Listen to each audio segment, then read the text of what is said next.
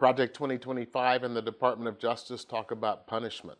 It's got a long history. Enslaved people could be whipped, have their noses slit, have their tendons cut, or their faces branded. Those were just some of the punishments that could be inflicted by their enslavers, and Project 2025 just says, let's punish people more and more harshly. They write, pursue policies and legislation that encourage prosecution of violent crimes. That needs to be encouraged. And they also say, as well as appropriate sentences for such offenses, meaning higher sentences. This is not supported by any fact.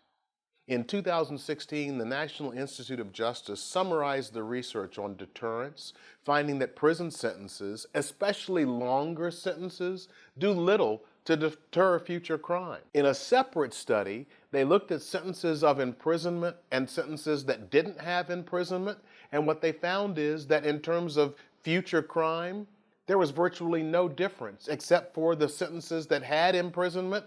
It was slightly more likely that future crimes would be committed. If you were really imprisoning people to protect the community, studies like this would be important to you. If you're imprisoning them for some other reason, then these facts just don't matter. Go back to the end of the last Trump administration. There was a rush on executions. Kill as many people as possible on death row before he leaves office. Well, this time they're going to start early. The next conservative administration, according to Project 2025, should do everything possible to obtain finality for the 44 prisoners currently on death row. It should also pursue the death penalty for applicable crimes, particularly heinous crimes involving violence and sexual abuse of children, until Congress says otherwise through legislation. The death penalty is one of the most racist institutions in the criminal legal systems. Studies from North Carolina and other states, including California, show that it is 3 times more likely that you will get the death penalty if you kill a white victim as opposed to a black victim.